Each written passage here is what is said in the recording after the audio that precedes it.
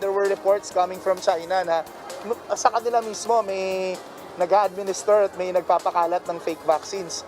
So we're trying to pick that up kasi alam mo, pag nagsimula na yan doon, yung mga malilikot ang utak dito sa atin might pick it up. As vaccine arrival nears, the customs is on high alert against any effort to smuggle in counterfeit vaccines. That's following reports that saline solutions disguised as COVID-19 shots have penetrated China. Good evening, I'm Gretchen Ho. And I'm Robbie Alampay. You're watching The Big Story.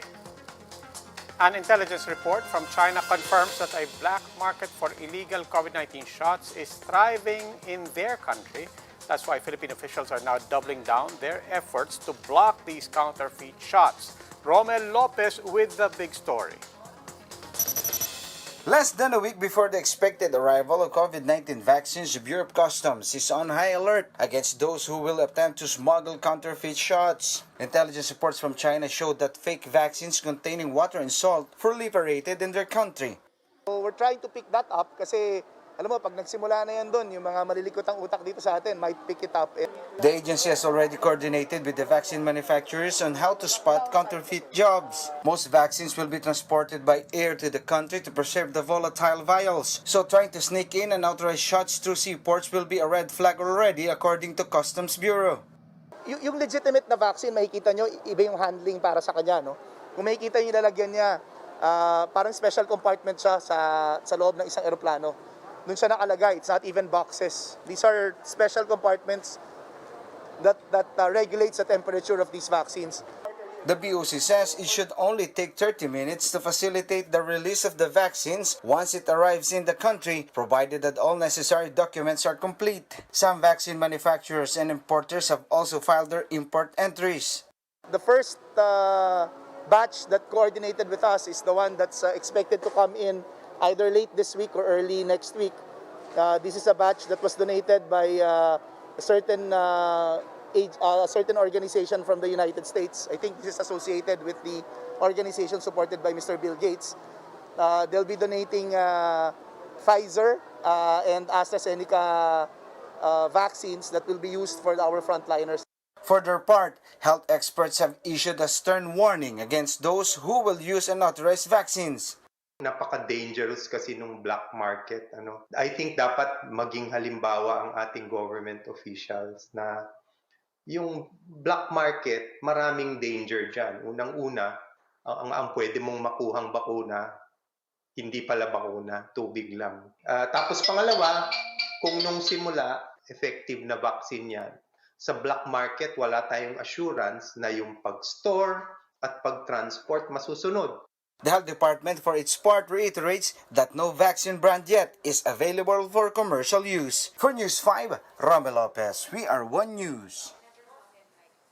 To answer concerns about these fake COVID-19 vaccines, joining us this evening is NTF Special Advisor and former Health Undersecretary Dr. Ted Herbosa. Dr. Herbosa, good evening, sir.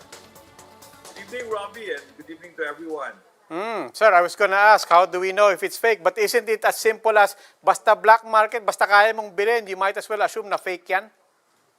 Well, for now, the vaccines in the Philippines are still cannot be legally sold. So if someone is trying to sell you a vaccine, most likely that is either a fake or smuggled in. Even if it's a real vaccine, it's smuggled in. Because as of now, we only give emergency use authorization. That means the government is the only one that will buy, and private sector or local government that want to buy have to purchase with the national government. So this is one security, that can prevent the entry of fake vaccines. And as your video showed, China has cracked down on these fake vaccines and this mafia of fake vaccines being sold in the black market. I mean, speaking of China, are we also assuming that all of these are coming from China or kung saan-saan nanggagaling to?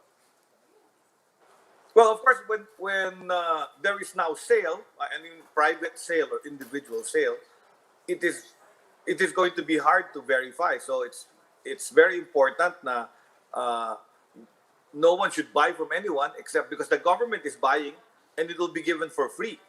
So this is the beauty of the national vaccine program, vaccine cluster program, national program, is that it's the government that buys through several modes. So the first one that's coming is our COVAX vaccines. So we contributed money to COVAX, and now we're receiving our first doses of 117,000 doses of the Pfizer vaccine and about 5 million doses of the Astra vaccine, which they expect to come sometime next week, I think. There's no specific date yet, but I think it may be coming for next week. Okay, Dr. Ted Herbosa, thank you for joining us. That was NTF Special Advisor Dr. Herbosa. Turns out the problem with counterfeit vaccines is not unique to China. Reuters found that fake jabs are actually being offered online around the world. Let's watch this.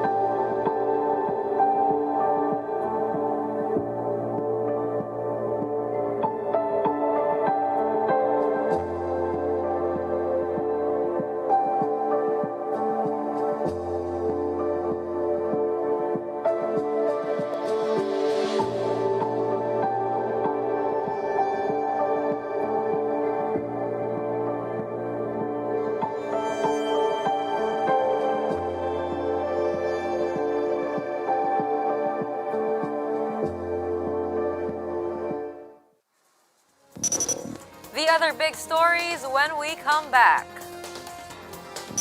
Just when COVID-19 cases in Baguio have dwindled, the city is once again opening its doors to over 1,000 tourists this long weekend. It's a different story in Cebu City. Infections surged by 30%. Experts warn of a possible link to the UK variant. And it's not final after all. The health department clarifies the palace's February 15 pronouncement for vaccine arrival is tentative. And the U.S. has just reaffirmed its security alliance with the Philippines. In a phone call between defense chiefs, Pentagon's new head reiterated its commitment to defending the country's sovereignty in the South China Sea.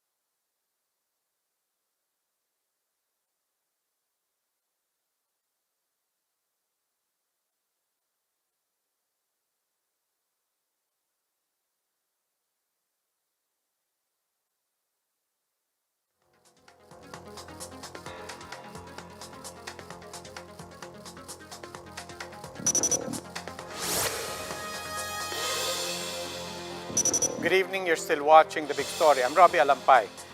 Baguio is seeing a downtrend in daily active cases after stricter measures were reimposed, but the city will once again open its doors to tourists this long weekend. Our correspondent, Jenny Dongon, is joining us live from Baguio. Jenny, how are things going there? Robbie, Baguio is bracing itself for at least 1,000 tourists starting Friday. The small businesses could not be more delighted as this is an opportunity to make up for ever-piling pandemic losses. With just a 30 peso sale, souvenir store owner Luz is ready to call it a day. Ngayon, parating zero po kami nun eh. Puro hugot po yung ano namin. Nanggagaling sa bulsa ng boss yung sahod namin. Minsan delay. June used to earn hundreds from tourists riding and taking photos with his horse, but he's now stuck with 20 pesos daily. The city tourism sector has taken a beating. In 2019, the summer capital had 200,000 guests monthly. That dwindled to 15,000 from January 2020 to date. The city lost about 3 billion pesos in the process, but the city's tourism is about to get a new lease. The government recently allowed tourism activities to resume in the city. More than 1,000 visitors are expected this long weekend. Health protocols will be strictly implemented. Tourists still have to pre-register and submit documents online, including a negative swab test result. They opt for swab tests upon arrival. And with reported British variant cases in neighboring towns, visitors can't cross borders. Intermunicipality movement is not allowed. We are only allowing that for essential travels, no? But for tourists, not allowed. The city has seen daily cases decline. From 42 per day last January 10 to 23, it only tallies 17 daily from January 24 to February 7. The health office attributes it to the heightened quarantine status. Naturally, when the movement of people is less, mobility of people is less din ang pag-transmit natin ng disease. The second one would be siguro, yun nga, pinaigtingan din natin ang ating testing. We also intensified our contact tracing. Baguio is gearing up for inoculation. 190,000 residents are slated for vaccination, a third of which will come from the Cordillera Administrative Region. Vaccine hubs have already been identified, including 16 health centers and 5 hospitals. There will also be a vaccine megasite in the city. Healthcare workers will be the priority recipients for the first batch of shots.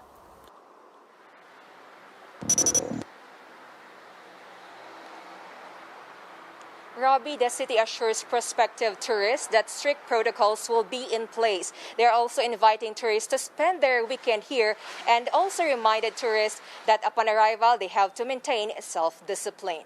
Robbie. Maraming salamat, Jenny Dongon. After the more contagious B117 variant was detected in Cebu, a research group now is warning against a steady rise in new COVID-19 infections in Cebu City. Octa data shows that cases in the city surged 30% on the first week of February. That is more than 120 new cases per day.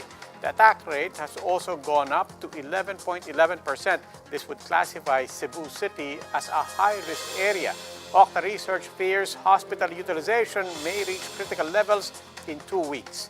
The health department has yet to locate the patient from Liloan, Cebu, who acquired the new variant. They have already tapped the National Bureau of Investigation for help. The agency attributes Cebu's spike to the holidays. Hindi ho natin masasabi na variant lang ang cause, no? It might be additional or naka-aggravate, no? Maari, no, nakasama siya sa factors. But it is not the only cause of these numbers increasing in Cebu. House lawmakers are open to crafting a new measure that would suspend the implementation of the child car seat law until further notice. But those seeking a faster route may have to take it upon themselves and go straight to court. Ria Fernandez with the report. If it were up to the Land Transportation Office, it sees nothing wrong with deferring the implementation of the child car seat law. But the problem is, it's not for them to decide to override the law. Yun nga po ang malaking challenge sa amin kasi po wala sa aming kapangyarihan. During a House panel hearing, lawmakers say a bill must first be passed, as an executive order or resolution cannot postpone its enforcement. The Supreme Court has already ruled that a resolution cannot defer a law. In the Ang Nars case, it was decided by the Supreme Court. That is why it is better that there should be a bill. House Transportation Panel Chairperson Edgar Sarmiento agrees with the legislation route, but those in a hurry to suspend the measure may want to take the matter to court. Under normal circumstances, the most speedy way of suspending the implementation of a law is through judicial action. That anyone can file, of course, an application for the issuance of TRO or temporary restraining order. Former Senator J.V. Ejercito, who authored the child car seat law, expressed support to temporarily suspend its implementation. Ejercito said he did not expect its implementation to fall during a pandemic. We have noble intentions in mind, especially for hindi natin nais magpahirap sa ating mga kababayan. Amid confusion and backlash, transportation officials earlier this month deferred the measure's implementation as they seek to develop public awareness. For News 5, Ria Fernandez, We Are One News.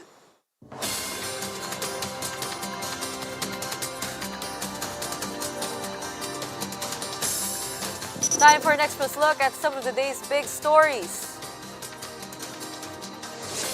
To ensure no vaccine gets wasted, the Health Department has prepared a quick substitution list. The list contains names of substitutes should priority individuals refuse to get jabs at the last minute.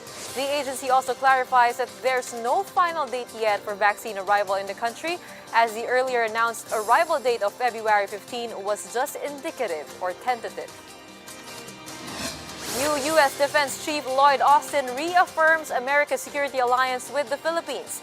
Pentagon confirms that Austin spoke with Philippine Defense Secretary Delfin Lorenzana over the phone to discuss a number of priority bilateral defense issues between the two countries. This includes security challenges in the South China Sea. And Russia vouches for the safety of its Sputnik V shots. On One News, the chiefs Kirill Dmitriev, CEO of state-backed Russian Direct Investment Fund, expressed confidence that technology used for Sputnik V is one of the safest in the world. He says Russia is ready to ship 50% of its vaccine commitment to the Philippines upon EUA approval.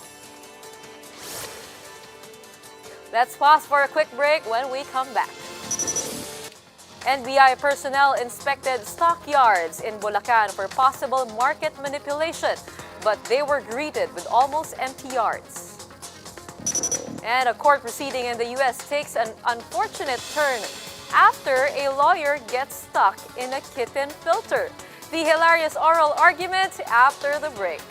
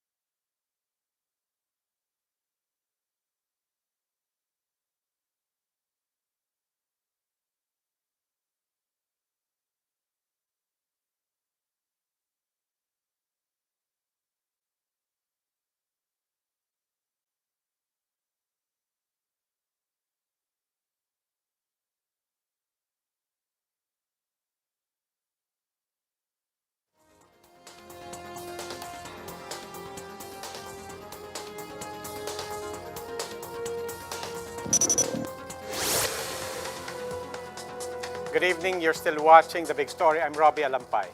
The spike in pork prices prompted the NBI to inspect stockyards in Bulacan for possible market manipulation. But as it turned out, hog raisers barely even had hog stocks left. Marlene Alcaide with the story. Santa Maria town in Bulacan is known for hog racing. But after the African swine fever swept the country, many were forced to stop operations. Most hogs in Bulacan are now sourced from Visayas and Mindanao. Mataas po yung costing na nanggagaling sa Mindanao na biyahe nila. Na kung saan po, syempre po, kailangan mo rin naman i-charge yung mga pamasahe, yung mga tracking, yung shipment sa barko. Some hog retailers stopped selling pork products altogether. The likes of Ryan have been sourcing the province for cheaper swine. They deny manipulating the market. Buhat nung pinatupad po yung price ceiling, hindi po namin kayang sumabay. Kaya sumabay po kami sa pagtigil ng pagtitinda. Kasi magpapagod kami tapos lugi rin. Kaya mahirap po.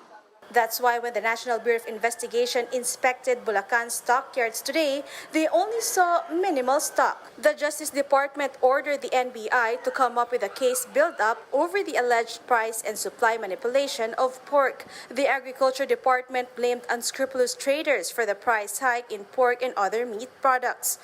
But for hog racers, they would rather bring more supply to the market to prevent further losses. Siyempre, kung gusto po namin, ay benta. Dahil kailangan din po, umikot din po yung kapital na konti. Para po susunod, may biyahe po ulit. NBI officials asked the owners of hog stockyards in Santa Maria, Bulacan to submit some documents for further investigation. The NBI has 30 days to submit the report to the Department of Justice. For News 5, Marlene Alcaide, we are One News. The WHO team probing COVID-19's origin says bats remain to be the likeliest source of the virus. But it may not have been from Wuhan, China after all. Team leader Peter Ben Mbarek says the evidence points to a natural reservoir in bats. He adds that the virus must have taken a very long and convoluted path. He says it may have even crossed borders before it was transmitted to humans through frozen food. But Mbarek says further investigation is needed. The team ruled out the theory that a Wuhan lab engineered the virus.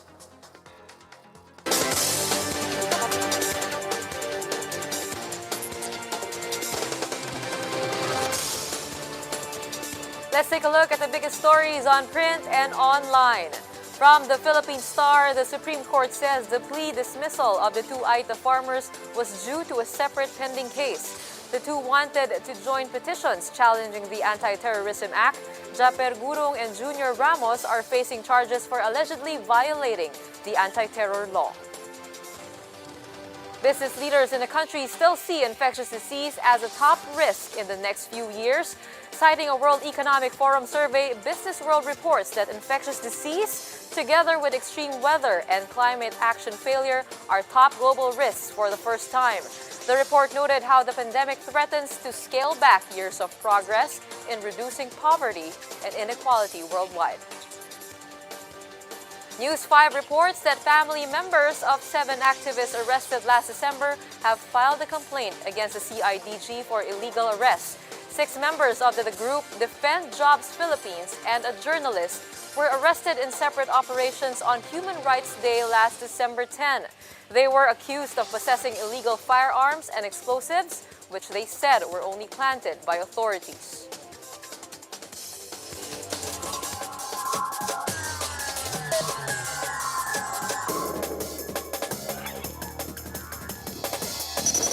Now, here are some of the biggest stories in sports. Pinoy boxing champ Manny Pacquiao is preparing to get back on the ring. Teasing a big announcement soon, Pacman tweeted that training has begun. He may not have mentioned specifics, but he did tag Paradigm Sports and its head, Audi Attar. The management firm could likely be involved in Pacman's return to the ring. Pacquiao recently lost his WBA super welterweight title due to inactivity. And over a year after his death, there's now more clarity on what might have caused the helicopter crash which killed NBA legend Kobe Bryant. A probe of the U.S. Transportation Safety Board pointed to pilot error. The agency cited pilot Ara Zobayan's poor decision to fly despite unstable weather. It noted that there was likely self-induced pressure to complete the flight. There was also no evidence of mechanical failure. Zobayan was among those killed in the crash, together with Kobe's daughter and 6 others. In Texas, a virtual court proceeding just went viral. I'm sure you must have seen this. Judge Roy Ferguson wasn't expecting to see two lawyers and a kitten. The cute blue-eyed feline is actually attorney Rod Ponton in a filter. Ponton's first oral argument convincing the judge that he's not a cat. He said the filter just miraculously appeared.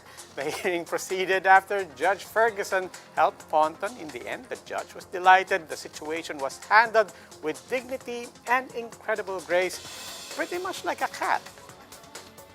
I'm prepared to go forward with it. I'm here live. I'm not a cat. I can see that. I saw this morning. Noon, tawan-tawa ako, and then the next emotion I had was dread because that can happen to anyone. But you know, Zoom conferences, when they get long, tend to be a little boring. So maybe that woke everybody up and gave them clearer judgment. No, I didn't even care what the case was about. And that wraps up today's big story. My name is Gretchen Ho. Catch us again tomorrow at 8 p.m. on Signal Channels 8 and 250. Please like our Facebook page, One News. For more in-depth analysis, visit our webpage, onenews.ph. I'm Robbie Alampay, and we are One News. Good evening.